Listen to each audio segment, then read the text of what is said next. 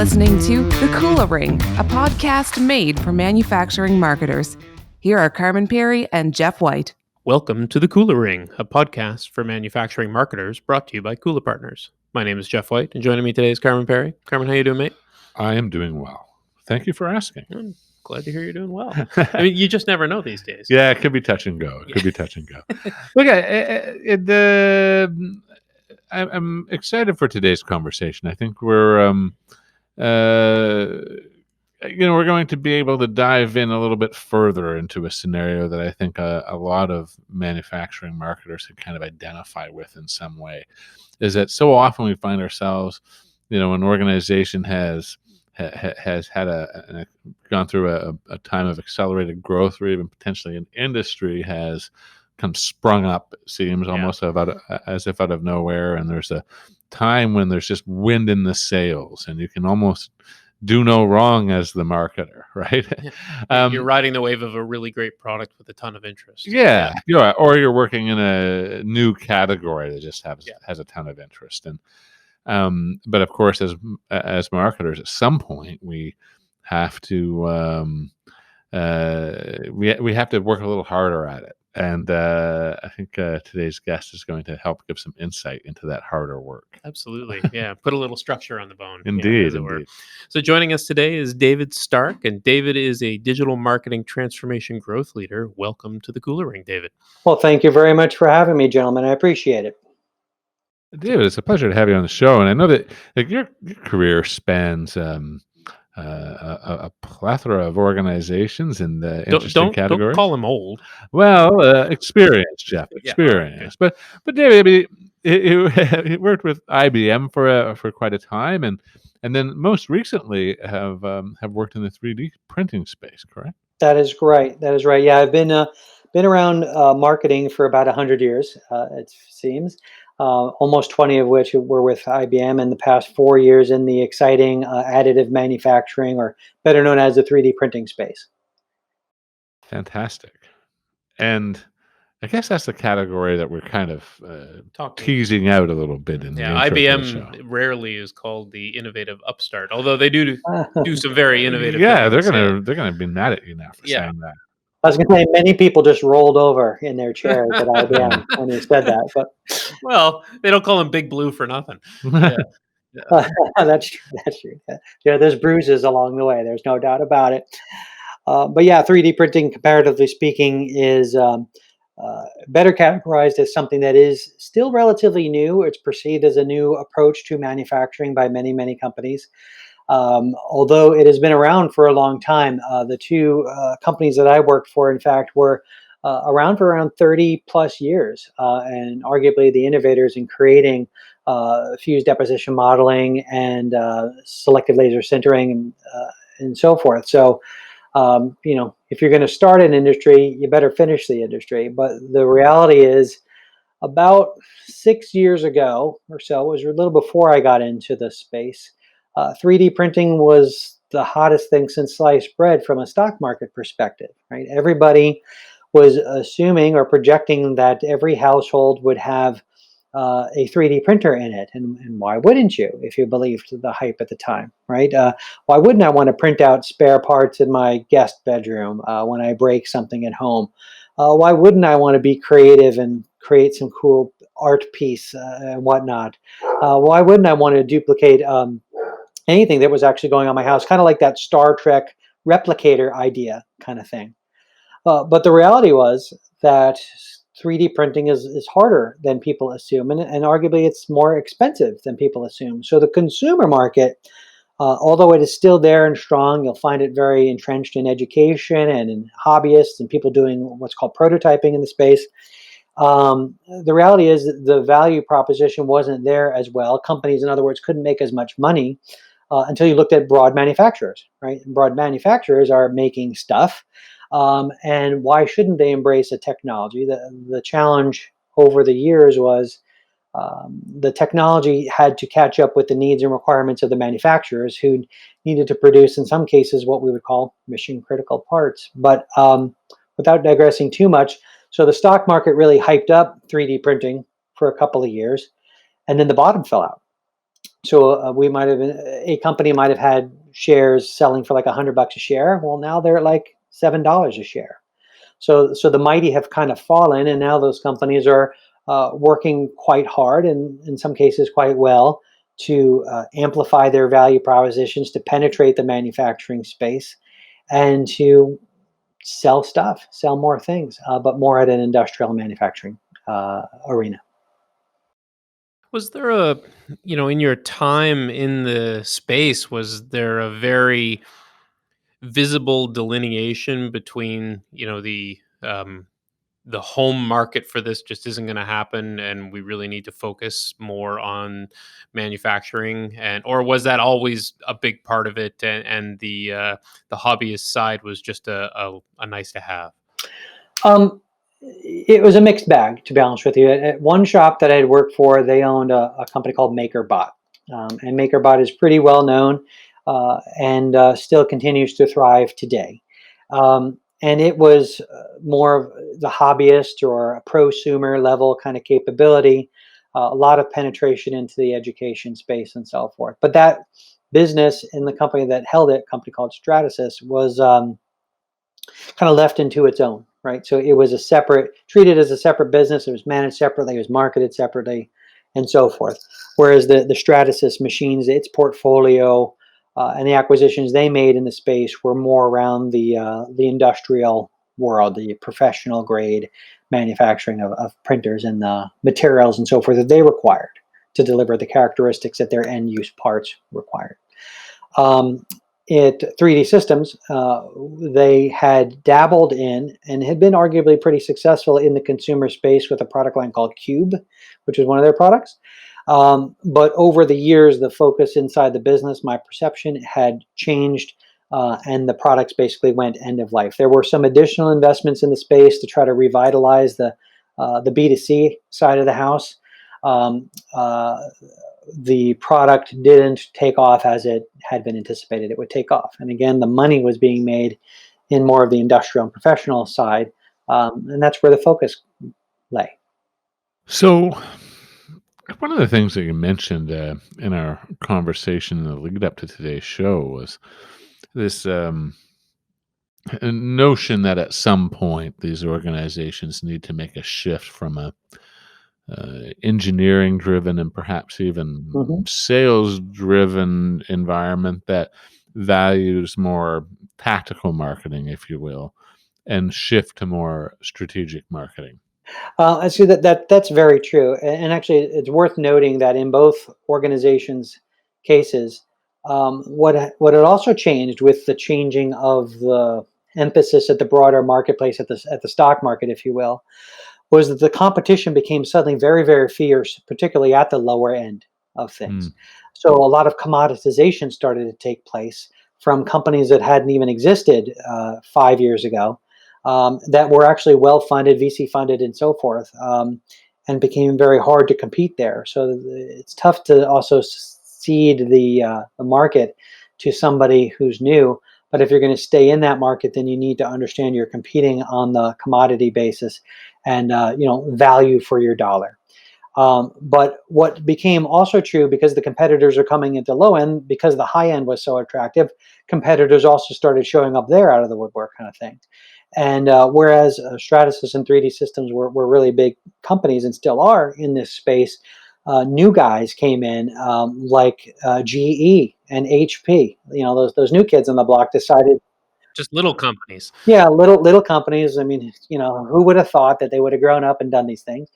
But they decided they were going to get into the space about 4 years ago or so, and that was great because that validated the market.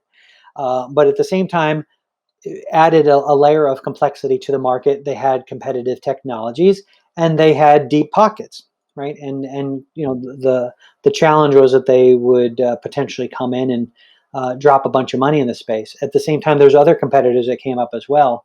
Companies like Carbon 3D, which you can go ahead and take a look at. They're funded by like Google, so they have lots and lots of money, and that also became a challenge. So if you think about marketing here, the challenges for any of these companies, including the ones I worked at, was how do you differentiate yourself in a space that's become even more crowded, and how do you start to build a brand that actually resonates with a broader audience so that you're on that short list continually. You couldn't rest on your laurels and say that, well, because we've been here for 30 years or 35 years, of course we're always going to be on the short list. Well, the reality was these other guys coming in, big and small, had deep pockets and were willing to spend money to kind of break into the market and build mind share and market share.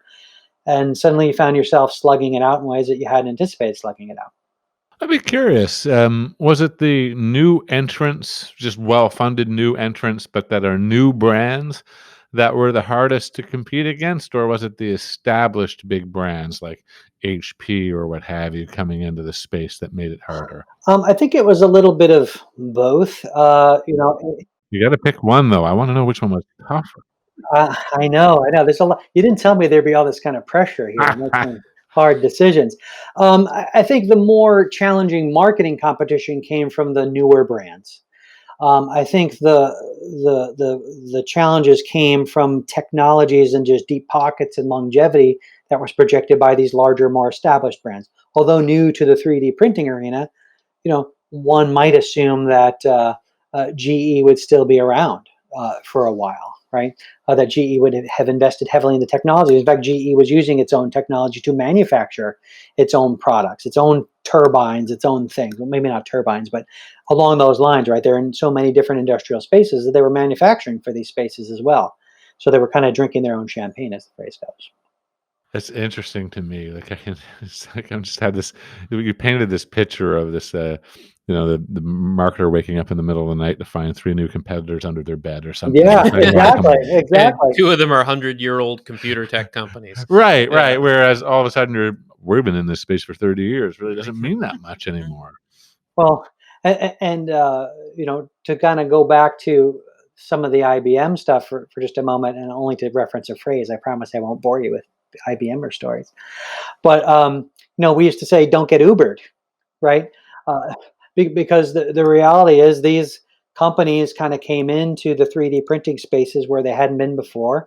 At least they hadn't been competitors before, and some of them became co-opetition. There'd be times you'd partner with them, but the long and short of it is, if you as a marketing team weren't sophisticated enough to anticipate what might happen when the inevitable unexpected did happen, you were kind of left on what.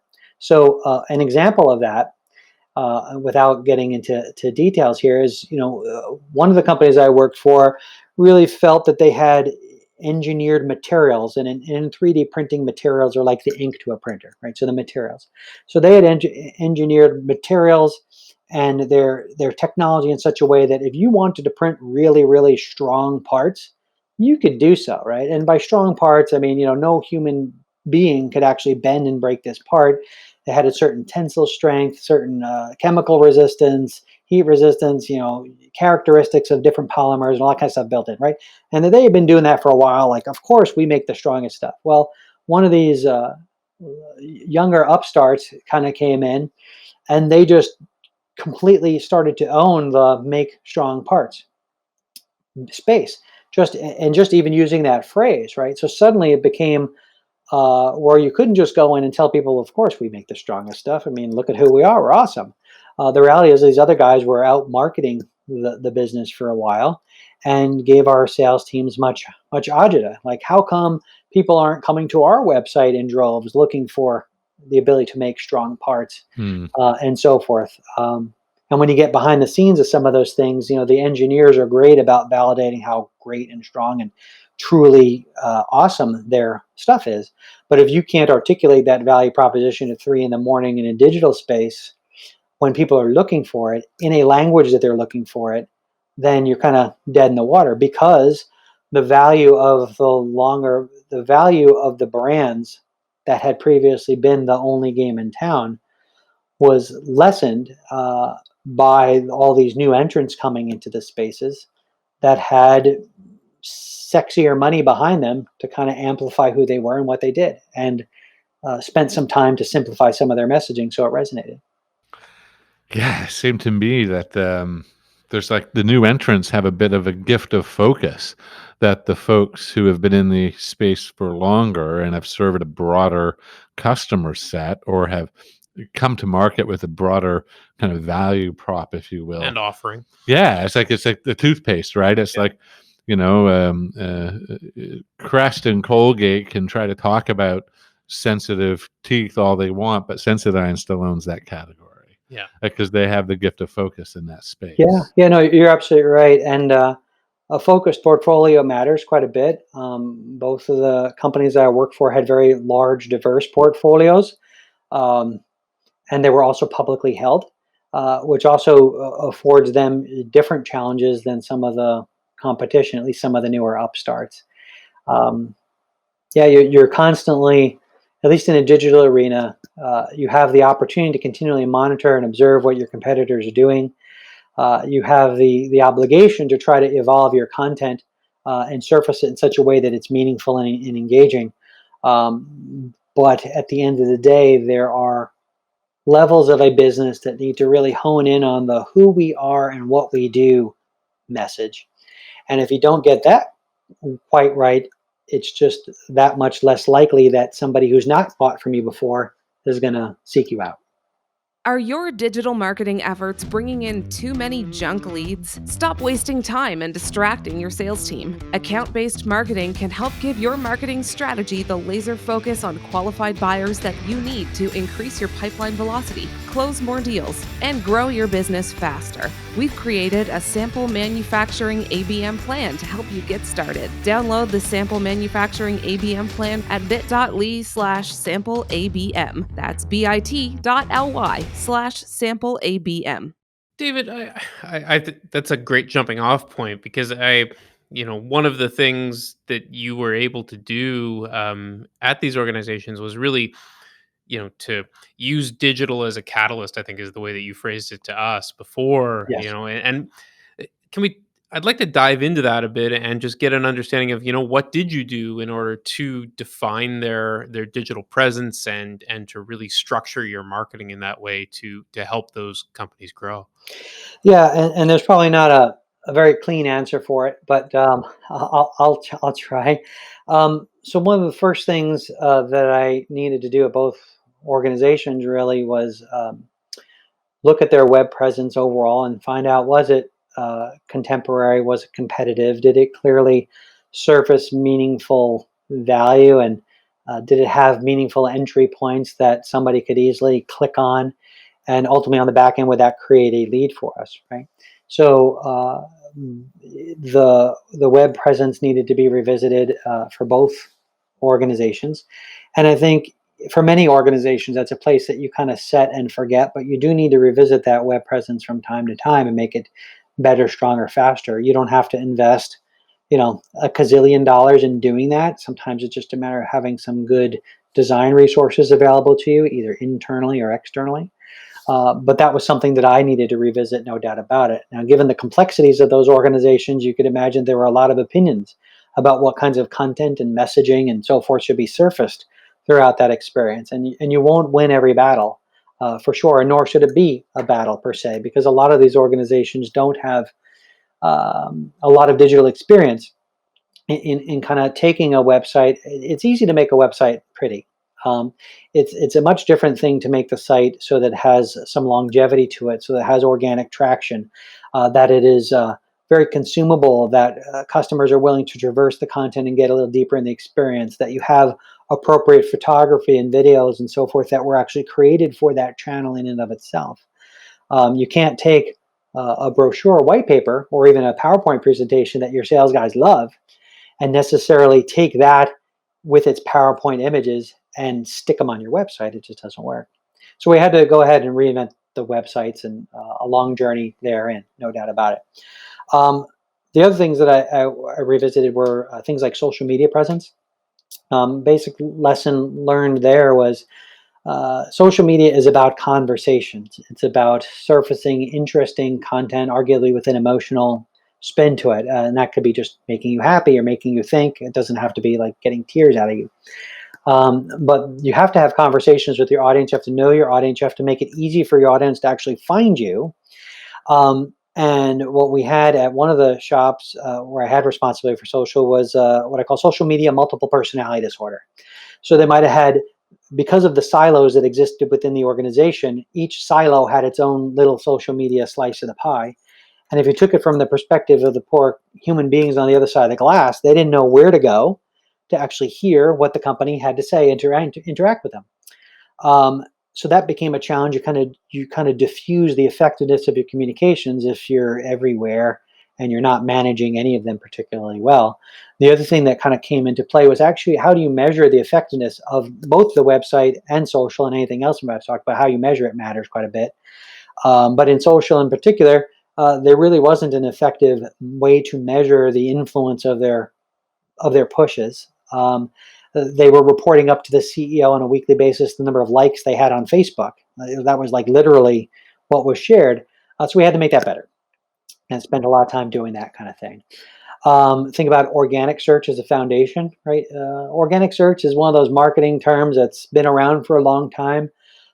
People don't talk about it because it's not sexy necessarily today, but it is foundational and fundamental to how any brand, any company actually grows over the long term. Because if you don't get that foundation right, what you end up with is you're just working that much harder to make your meals. You have to pay for it, right? You have to push out a bunch of emails. You have to drop a bunch of advertising dollars. Your sales guys are working that much harder. You'll find that you're only resonating with people that recognize your brand. But if you're looking for people that have never heard of you before but still have a pain that you solve for, you have to be willing to instrument your entire digital ecosystem, and in particular your website, in such a way that the content is findable at 3 in the morning when somebody just starts off saying, I need to print strong parts. Right? So do you want to be found? And how do you have content anywhere on your site to resonate with that? In addition to all the technical stuff that goes under the covers to making sure your site hunts. Think about paid media, something else that we had looked at as well. Paid media, there's never a perfect approach to paid media. But I'd say one of the things I'd advise anybody on is making sure that the paid media you are investing in is working and delivering the results that you'd like, and that you're doing so as efficiently and effectively as possible. Which sounds obvious, but the reality is a lot of companies don't spend the time to understand what's actually going on. They're giving a lot of money to an agency in a lot of cases, no matter what size the agency is. And they're looking at the results once in a while, and they're like going back to the agency and kind of whipping them like, hey, how come I'm not making more money? I'm paying you 15% or 10% a month for my stuff. How come I'm not making more money? You guys are doing it wrong. And the reality is, within the business, you might not have the focus or the skills. And that's not necessarily a bad thing. It's just maybe you haven't invested in the skills to actually work with the paid media partner to ensure that what you're investing in is aligning to your business objectives, and that the agency partner, or even if you're doing paid media in-house, that those people are enabled and empowered to do the jobs that you've retained them for. Um, so those are just some of the areas that were looked at and improved upon. We also revisited things like the technical stack, like do we have the right technology under the covers to actually make marketing magic happen? Do we have KPIs that we can actually look at and observe so that we know that we're making progress? You have to think about progress as well in terms of short term and long term, right? Short term, most businesses are like, oh my God, fill my pipeline. My salespeople are eating hot dogs and beans, right? But strategic marketing is more about the long term. So what are we going to be when we grow up? How are we going to get there? What are those KPIs, if you will? And how does everything we do underneath that house of KPIs align to making progress against those results? There'll always be the strange diagnostic measures that come under things like paid media, CPL, CPA, CPC, CPXYZ, whatever. But a lot of the management team that's investing in you and empowering you to make these changes won't speak that alphabet soup. They need to see something at a higher level. The practitioners need to see the diagnostics. The executives need to understand the impact to the business overall, and without blowing them away with the detail that you can bring to bear as a digital person. So I'm curious, David. How do you find, like, um, when you speak of revisiting the web presence, getting the organic search foundation in order, which inevitably means applying a more sophisticated information architecture lens to that web presence, typically, than what the organization's experienced before. And as I think of all these things, and if I had to package them up in some way, it really is a long-term vision of how to sustainably grow an enterprise that's based on some, like I said, think you mentioned, digital marketing blocking and tackling, if you will, that has been around for 20 years now. I mean, paid searches, organic search isn't new. Although, yes, algorithms change, etc. Sure. I'm just kind of curious, how is that received? How do people in the scene? Because I found that sometimes when there's a level of sexiness to something new, people get a little bit more excited about investing in it. And but I fundamentally agree with your approach. There's too many people chasing bright, shiny objects and not doing the basics right that actually lead to long-term success. But I wish I was a fly on the wall for some of these conversations. I want to know how they went. Sometimes good, sometimes bad. It just depends on what was going on. Yeah, organic search is a great example because it is a journey, right? It's not an overnight thing. And depending on the health of your business and what your leadership team wants, sometimes that journey is, yeah, that's great, but what are you doing for me this quarter? So you have to temper the long-term potential with the short-term deliverables. You still need to fill that pipeline full of magic so that everybody is making money. But helping to explain why we're doing this, why we're investing now, why it's going to cost X dollars to bring in a platform, why we need to have somebody doing this full time as like their job day to day matters, why we need to influence what, say, product teams are creating and the messaging and even the names of stuff based on the organic signals that we can derive by having these capabilities in-house matters. Why we need to create content where it hasn't been created before with these what I'll call evergreen pages, right? So that we have this organic equity building over time, and how do we leverage our domain authority, which is basically how big of a website do you have and how many internal signals does Google read to give you some authority here. Building that over time ends up saving them money 18 months from now, 24 months from now, and so forth. But the conversations can get very tense around this. It comes down to literally like calculating, well, how much will it cost you to buy 100 leads, which will generate 10 qualified opportunities worth X, versus how much will it cost you today to invest in a platform and invest in a human being that 18 months from now it will cost you Y. Right. So you kind of need to break it down into the dollars and cents to some extent. And at some point you have your break even in organic that says you're getting more people to seek you out and to find you. So you're having to work less hard and spend less money to bring people in. Organic and paid have this yin and yang kind of relationship, right? What you want to focus your paid media dollars are on those more competitive terms and more of those short-term strategic things, right? Where you just got to raise the volume knob really loud now. Organic allows you to continue to curate an audience over time if you found the right monthly search volume and your content hunts and you bother to refresh that content every so often. It just helps offset the marketing costs overall. So yeah, those conversations were interesting, I think is a good way to characterize them at times. And sometimes it's a leap of faith. Like, look, trust me, this is going to work. This is why this exists. But lots of people don't like to take that leap of faith, which goes back to how well do they understand the potential power of digital marketing. And you were able to prove that investment was worth it, were you not? Yes, I did survive. I have some scars to prove it, but we were able to show the long-term organic growth and some of the competitive positioning and so forth. A lot of that had to do with the instrumentation path that I chose to take. If you don't have the luxury of making those investments, then it's a little more difficult to relay your story. But a good organic person will go out of their way to help you to understand what's going on and where we're making progress. But it does challenge the business to think about what are the priorities, right? What are we really trying to be known for? And it can't just be, the name of my product is purple product, right? People are going to type in purple product or they're not. You want to be found if they type that in. But if somebody wants to type in, product that allows me to taste grape juice on a Tuesday, if you don't have any content for that and your competitors are there, you need to spend the time to create the content to offset the competitors and kind of disrupt their pipelines. Um, so I was a long answer, short question, but yes, we were able to show the long-term potential and some of the short-term benefits of doing it right. But it is a journey. Yeah, I always chuckle. Of course, the longer the sales cycle, it doesn't. The sales cycle duration does not seem to impact people's desire for short-term success. Um,